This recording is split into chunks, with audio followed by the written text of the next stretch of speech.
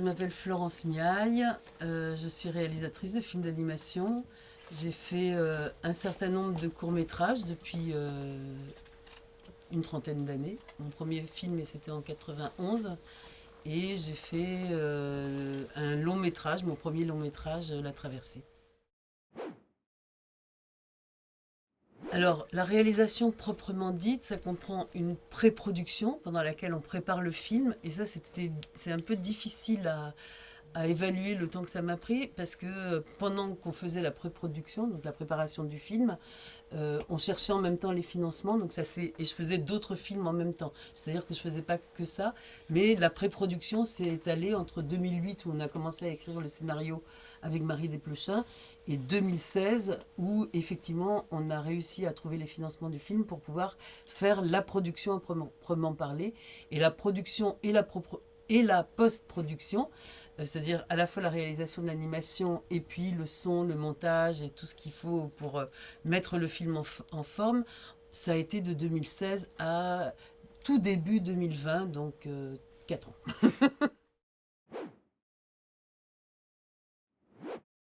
Alors en fait, j'ai toujours eu envie de faire des films d'animation et surtout de faire des films pour faire bouger de la peinture ou pour faire bouger plus de la peinture que des dessins.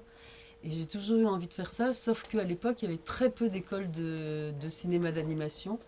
Et c'est pour ça que j'ai fait aux Arts Déco. Il y avait la seule école qui existait, c'était l'école des Gobelins, qui formait plutôt des techniciens, et c'était pas du tout ce qui m'intéressait. Et c'est pour ça que j'ai fait de la gravure en me disant que voilà, j'étais pas sûre que j'allais continuer à faire des films d'animation à ce moment-là. Et 10 ans après être sortie des Arts Déco, j'ai rencontré un peintre qui était aussi un réalisateur d'animation et qui m'a dit mais vas-y lance-toi. J'avais un ami qui était producteur qui m'a dit on va essayer de faire un film ensemble, et donc j'ai fait mon premier film et ça a marché et j'ai continué après. Je l'ai présenté à Annecy qui est le festival du film d'animation avec un grand public, une salle entière, et c'était hyper impressionnant parce que bon, c'était beaucoup de gens de l'animation qui attendaient beaucoup le film parce qu'ils en avaient entendu parler depuis longtemps. Et c'est beaucoup d'émotions évidemment de le présenter, mais ce soir aussi parce que la salle était pleine et que on sent effectivement l'émotion aussi du public. Mais oui, à Annecy, c'était incroyable, quoi. Ce qui arrive peut arriver à tout le monde. Et effectivement, quand il y a eu la guerre en Ukraine, on a réalisé que les histoires de guerre, c'était pas de l'autre côté de la Méditerranée ou dans des pays africains loin, etc., et que ça pouvait arriver justement en Europe. Donc voilà, il y avait une actualité comme ça qui rejoignait le film. Ça, c'est un message de ce que raconte le film, et puis aussi peut-être de se souvenir aussi de l'histoire, enfin de l'histoire en général, c'est-à-dire effectivement relier ces exils du début du XXIe siècle avec les exils du XXe siècle pour montrer que c'est pas un phénomène nouveau qui arrive comme ça et que c'est des choses qui ont déjà existé. Il y a déjà des gens qui sont partis de chez eux voilà, pour arriver en France, en Amérique, et qu'il y a beaucoup de pays qui sont constitués de cette migration qui s'est faite petit à petit. Donc ça, c'était le premier message, entre guillemets. Et puis, je pense que l'autre chose que j'ai envie de faire passer, c'est qu'on peut faire des films euh, autrement, différents, que c'était effectivement un espèce de challenge de montrer que on pouvait faire des films en peinture animée, des films qui sont très artisanaux et qui changent de l'image qu'on a d'habitude du dessin animé et des films d'animation. Je pense qu'il y a quand même dans le film, même s'il est dur, il y a quand même quelque chose d'un message un peu d'espoir, c'est-à-dire que on peut s'en sortir et que le fait de faire la boucle avec le travail de la jeune héroïne qui montre que finalement, eh ben, elle s'en est sortie, elle a sans doute continué son métier, sa passion qui était de peindre, et la première image du film, c'est en fait c'est des peintures de ma mère. Mais on voit effectivement qu'elle a réussi à réaliser ce qu'elle avait envie d'être quelque part, même si l'histoire qu'elle a vécue va rester continuellement dans son esprit, quoi. Elle vit avec ça, elle va vivre avec ça, quoi. C'est aussi une histoire de résilience quelque part. Parce que je crois qu'effectivement, ce qu'on racontait, c'était vrai et faux, quoi. Et que du coup, ça c'est venu assez naturellement, cette idée de mélanger le vrai du faux et puis de faire une histoire une histoire universelle.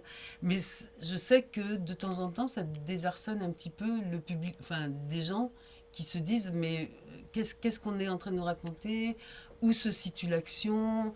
Et donc il y a des pistes comme ça, mais en fait on le raconte, on le précise pas. Alors quand on regarde la carte, euh, quand on regarde la carte, euh, le point qui est Novi Varna, donc l'endroit d'où vont partir la famille, correspond exactement sur cette espèce de carte d'Europe déformée, parce que c'est quand même une carte d'Europe qui se serait un peu disloquée, et le point de Novi Varna correspond à Odessa, donc c'est vraiment une référence précise.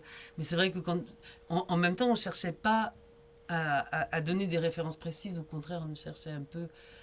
Il y en a des références précises, mais à brouiller un peu les choses, quoi. Parce qu'on tenait à ça, on tenait à ce côté de ne pas se dire ah oui, c'est les Juifs, ou ah oui, c'est les Arméniens, ou bien oui, ça y est. Enfin, il y a des gens qui me disent c'est incroyable, vous vous êtes renseigné sur les migrations kurdes, et je dis non, pas spécialement. Et en fait, ce qui était important, je pense, c'était en puisant dans l'univers des contes, c'est de donner ce côté universel.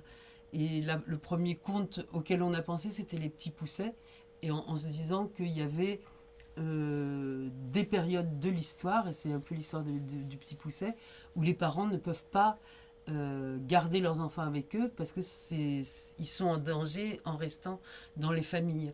Ça a été le cas des enfants. Donc à chaque fois, on puisait des histoires vraies. Donc on a le conte des Petits Poussets où les parents abandonnent leurs enfants parce qu'ils ne peuvent pas les nourrir. Et on avait aussi l'histoire en 39-40, au moment de la rafle du Veldiv, où les parents je ne vais pas utiliser le mot abandonné, mais on dit à leurs enfants, vous ne restez pas avec nous, et où de temps en temps les enfants ils les chassaient de Drancy, donc où les juifs étaient incarcérés, en disant, parce qu'à l'époque les enfants de 16 ans, on n'arrêtait pas soi-disant les enfants de 16 ans, après ça a changé, mais donc les jeunes qui avaient moins de 16 ans, les parents leur disaient tu pars, tu pars, tu pars, tu pars. Et parfois, bon, il y a eu des très très belles émissions après qu'on ait fait le film, mais sur France Culture, où ils racontent justement les enfants qui se sont échappés de Drancy parce que leurs parents leur disaient tu pars, et des fois même violemment, parce que les enfants ne voulaient pas partir, et ils leur disent non, tu restes pas, tu pars, tu pars. Voilà, donc ça c'était la première histoire, c'était ça, c'était Les Petits Poucets. Et puis ces histoires à la fois des jeunes migrants qui arrivent en ce moment, et puis voilà, et puis l'histoire entre 9-40 d'adolescents ou de jeunes enfants qui se sont retrouvés seuls. Donc voilà, et à chaque fois il y avait, pour chaque épisode en fait, on avait comme ça un petit peu un conte qui permettait de remettre l'histoire dans une dimension aussi symbolique et onirique. Donc les ogres, effectivement. Et on voulait vraiment faire un film tout public. Donc c'était aussi l'idée que si on parle de façon symbolique des ogres qui dévorent les enfants, ça nous permet aussi de parler de ces enfants qui sont vendus, qui sont éventuellement mis sur des marchés sexuels ou de travail, etc. Mais d'en parler de façon effectivement symbolique. Une morale nous est dite vis-à-vis de la vie en général et du fait que la vie ne serait pas toute blanche ni toute noire, mais qu'elle serait grise, entre guillemets, et qu'on devrait justement apprendre à vivre dans cette vie grise. Je pense qu'il y a des périodes historiques où les choses sont blanches et noires, quoi. Et que cette... mais par contre, voilà, il y a des périodes historiques, et en particulier la guerre 39-40, les choses étaient très, très très, voilà, il y avait d'un côté les bons et de l'autre côté les méchants, et ça se discutait pas. Il se trouve que ma mère a pas été déportée, qu'elle a rencontré mon père qui était originaire du sud de la France, que tous les deux étaient résistants à Toulouse, surtout mon père qui était plus âgé, qui avait déjà 28 ou 29 ans, et qu'à l'époque, il y avait on discutait pas, c'était blanc ou noir. Mais en même temps, les personnages, eux, peuvent être ambivalents. Et ce que reflète effectivement Madame qui parle, c'est cette ambivalence qu'on peut trouver dans certains personnages. Il y en a qui sont vraiment noirs, il y en a qui sont vraiment blancs, et puis dans cette zone, des personnages comme elle d'ailleurs, elle parle d'elle-même en fait, et qui sont, voilà, elle est là, elle profite aussi du système, mais elle aide un petit peu tout en profitant, et qu'il y a beaucoup de gens qui sont dans cette marge-là, quoi. Et quelle que soit la période historique, même si à un moment, si on devait la juger, on pourrait se dire que c'est une trafiquante. À un moment, Yon lui dit, enfin, il y a un des personnages qui lui dit ça, qui lui dit, mais t'es pas mieux que moi. Lui, il est vraiment noir, et il lui dit, t'es pas mieux que moi. Et peut-être qu'elle est un peu mieux, mais en même temps, ouais.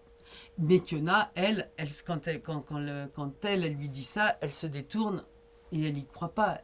Pour elle, il n'y a pas de gris, il y a du blanc ou du noir, quoi. C'est parce qu'elle est dans une autre situation.